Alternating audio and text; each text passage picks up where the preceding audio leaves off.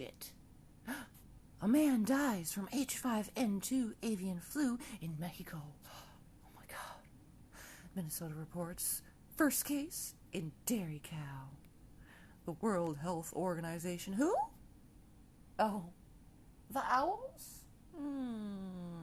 Has confirmed that a 59-year-old Mexican man with no known exposure to infected animals has died from the subtype of the avian flu.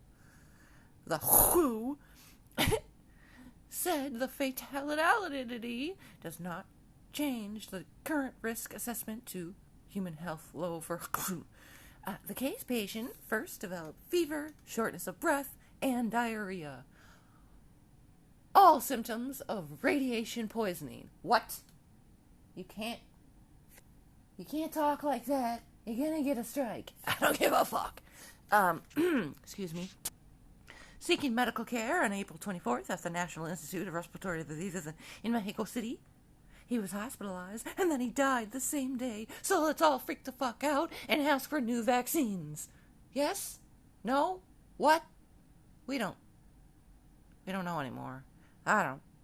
According to the Mexican Ministry of Health, oh my god, it's a ministry. Is that a religion? What the hell? What? Okay. The patient had a number of comorbidities, including chronic kidney disease, type 2 diabetes. Why are you...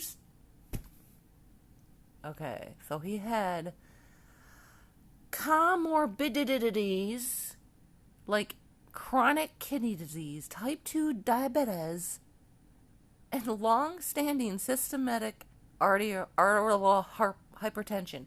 So you're going to sit here and type this out saying that he died of bird flu?